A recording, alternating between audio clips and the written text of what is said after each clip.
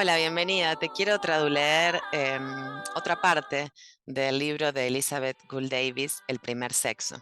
Después del prólogo y la primera parte de la introducción, viene esta parte que se llama La evidencia del lenguaje. Te traduleo.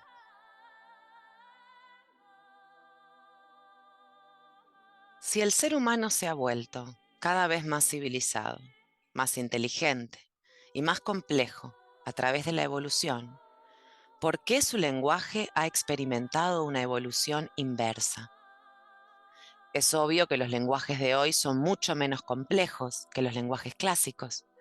Y la filología nos dice que el latín, el griego y el sánscrito son menos complejos que la lengua indoeuropea común de la que todos ellos evolucionaron.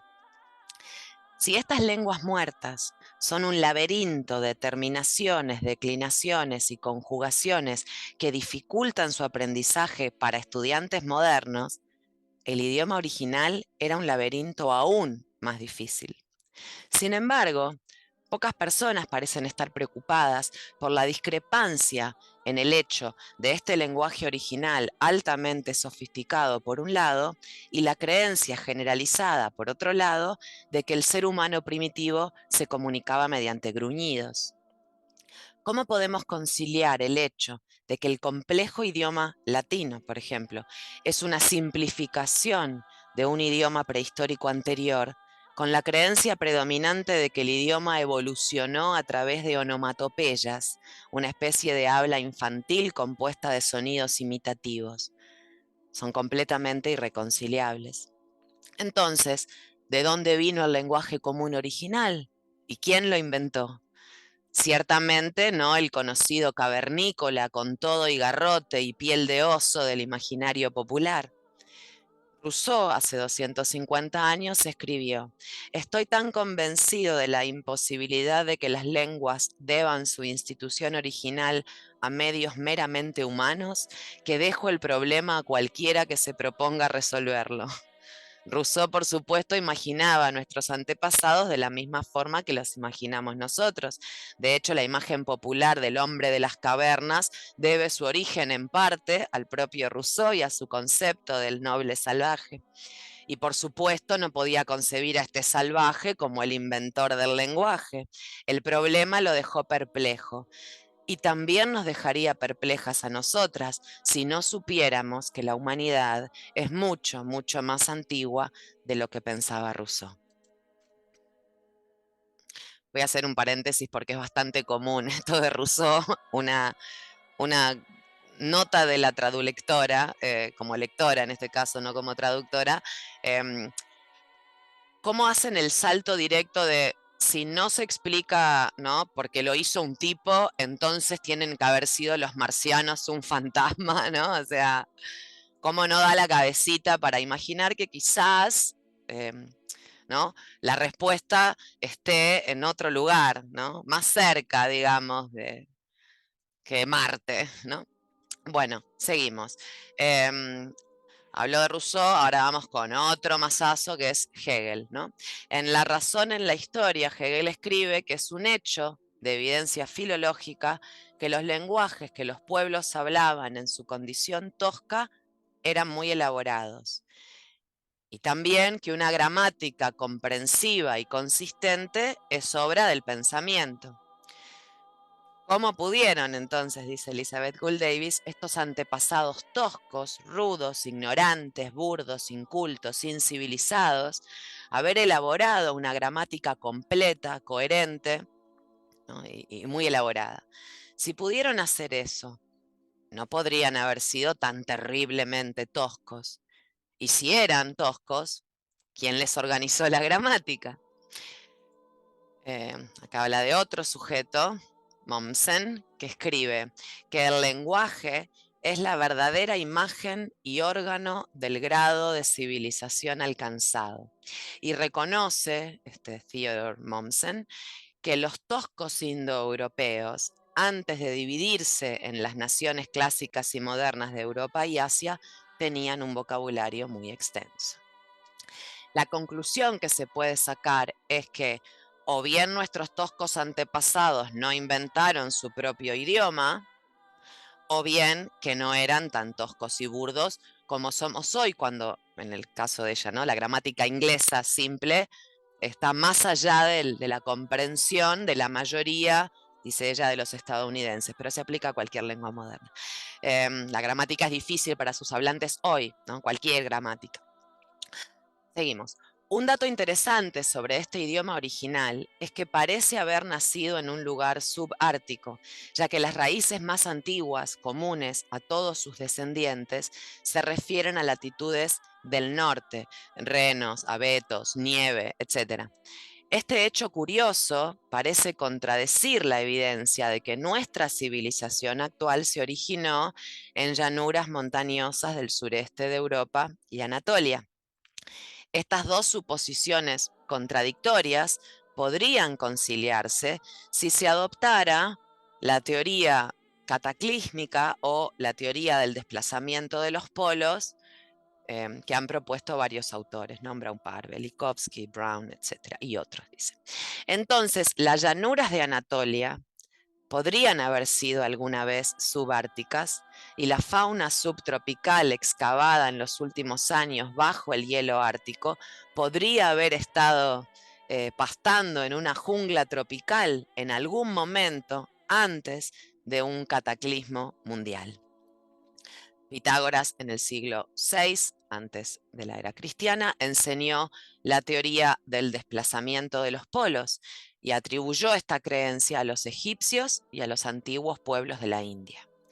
Estas personas también hablaban de una antigua raza de personas rojas, pelirrojas quizás, que habían gobernado el mundo desde un continente ahora sumergido antes del último cambio cataclísmico de los polos, que colocaron en el 10º milenio, 10.000 años antes de Cristo, y de un cataclismo posterior, 5 milenios más tarde, 5.000 años más tarde, aproximadamente en el momento del hundimiento del continente antártico y de las inundaciones comunes y presentes en los mitos y las leyendas. El hecho filológico de una lengua original se confirma en el mito, dice Elizabeth Cole Davis. La Biblia, en Génesis 2, dice que toda la tierra era de un solo idioma y una sola palabra. Flavio Josefo dice que todas las criaturas tenían un idioma en ese momento, lo que implica que los animales, las bestias, ¿no?, también hablaban. Louis Ginsberg dice que el lenguaje venía de arriba, completo, con un alfabeto para escribir. Los sumerios creían que el lenguaje y todas las artes de la civilización le fueron otorgadas por una criatura misteriosa, mitad humana y mitad pez, que emergió del mar y luego volvió a él. Al observar esta leyenda, el distinguido exobiólogo y físico espacial Carl Sagan sugiere que esta criatura marina puede haber sido un visitante del espacio. Capaz que algo en el medio más cerquita, Carlitos. Bueno, ahí vemos, seguimos. Pero esta es otra historia. Lo que nos interesa aquí es la tradición mundial de un idioma que alguna vez fue común. Una tradición que se encuentra no solo en la región mediterránea y en Europa, sino también en Asia, África, el hemisferio occidental. Va acompañado de indicaciones de una fuente común, no solo para el lenguaje, sino para todas las artes y prácticas de la civilización. Ahora se acepta que esta fuente común es anterior a la civilización egipcia e incluso la sumeria. Los historiadores, antes del descubrimiento de Sumeria, se maravillaban del hecho de que la civilización egipcia parecía haber surgido por completo, de la nada, digamos, sin el beneficio de una prehistoria bárbara. Ahora parece igualmente notable que la civilización sumeria parece haber hecho lo mismo. Obviamente entonces hay algo detrás de Sumeria también para explicar su aparentemente repentino logro de la civilización en los mismos albores de la historia registrada. De hecho, bien puede ser que la ciencia que vemos en los albores de la historia no era ciencia en sus albores, sino que representa los restos de la ciencia de alguna civilización, gran civilización del pasado, que aún no ha sido rastreada.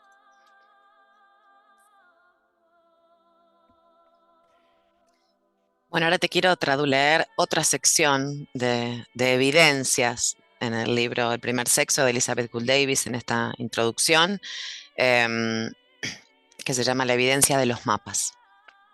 La civilización, según Massingham, fue plantada de forma consciente alrededor del mundo por un pueblo llamado los antiguos navegantes, identificado provisionalmente con el pueblo marinero de Creta. Al escribir en los primeros años del siglo XX, ya dice este siglo, pero estamos en otro, Massingham se atrevió a atribuir los viajes por el mundo a un pueblo del tercer milenio antes de Cristo. Pero ahora sabemos que los antiguos navegantes pertenecían a un periodo de la historia mucho más remoto de lo que Massingham suponía. Porque por increíble que parezca, este antiguo pueblo marinero dibujó un mapa preciso de un continente, la Antártida, que desapareció bajo 3 millas de hielo sólido hace al menos 6.000 años y cuya existencia misma fue desconocida por el hombre moderno hasta 1820. Los instrumentos científicos modernos afirman que el continente de la Antártida, confirman, perdón, que el continente de la Antártida se glaciarizó como tarde en el año 4000 antes de Cristo y que desde entonces ha permanecido bajo una montaña impenetrable de hielo.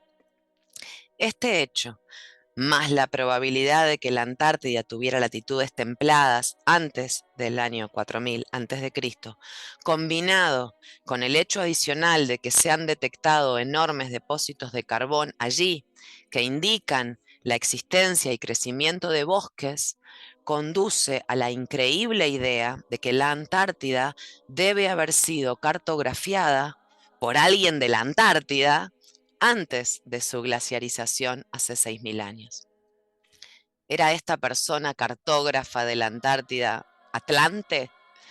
¿Y este vasto continente, Antártida, fue alguna vez el vasto continente de la Atlántida? Un mapa dibujado por Orons Finet en 1532, a partir de un antiguo mapa ahora perdido, delinea la costa y los ríos del continente perdido de la Antártida con tal precisión que coincide casi exactamente con los mapas modernos dibujados con ayuda de instrumentos altamente sofisticados, a través de las masas de hielo que ahora ocultan, oscurecen esas líneas de costa y esos ríos. Se supone que el mapa de Orons Finet se basa en el mismo mapa en el que se basa el ahora famoso mapa de Piri Reis. Cuando este último mapa, fechado en 1513, fue descubierto, en 1929, los cartógrafos modernos no podían creer que fuera obra de cartógrafos medievales o antiguos. Era demasiado preciso para haber sido realizado sin ciertos instrumentos que no se inventaron hasta siglos después. En las décadas de 1930 y 1940 siguieron apareciendo otros mapas de los siglos XIII hasta el XVI que confundían a la ciencia moderna por su precisión. Lo curioso de estos mapas es que en ellos las regiones no exploradas en el mundo medieval estaban dibujadas con más precisión que las partes que sí habían sido exploradas en la antigüedad o en la Edad Media. Por ejemplo, los mapas posteriores de Mercator, en los que se habían incorporado partes del mundo cartografiadas por Ptolomeo y geógrafos posteriores, eran menos precisos que su mapa anterior, basado totalmente en el mapa ahora perdido de la más remota antigüedad. En uno de estos mapamundis medievales, la costa del Pacífico de las Américas se ve exactamente igual que en los atlas modernos. Sin embargo, ninguna parte de esta costa había sido siquiera imaginada en la Edad Media. Hasta Colón desconocía el Océano Pacífico. El misterio de los mapas se pudo explicar por fin.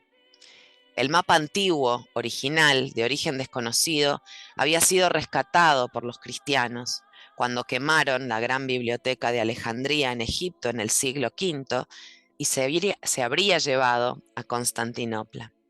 Allí permaneció hasta la cruzada del siglo XIII, durante la cual la flota veneciana atacó Constantinopla y se llevó el mapa junto con otros botines a Venecia, donde los cartógrafos contemporáneos de ese momento lo vieron y lo utilizaron.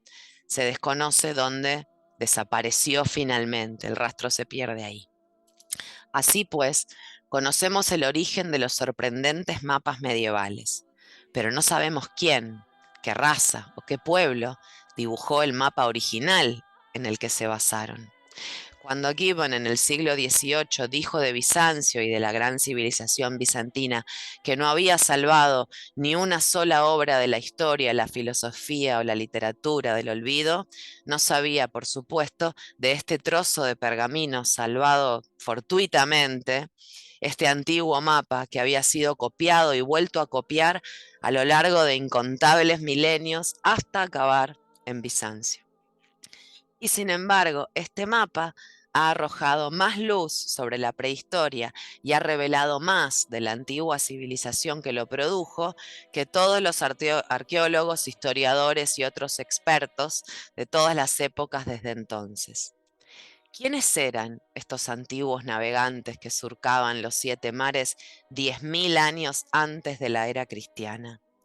¿Quiénes cartografiaron el mundo con una exactitud que nunca más se alcanzó hasta el siglo XX de la era actual?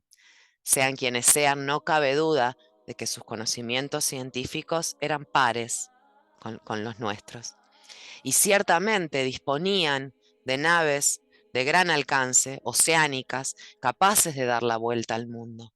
No solo viajaron por nuestra costa del Pacífico, que cartografiaron con bastante detalle y precisión, sino que también visitaron el Círculo Polar Ártico, la Antártida, África, Australia y las islas de Oceanía, como veremos más adelante.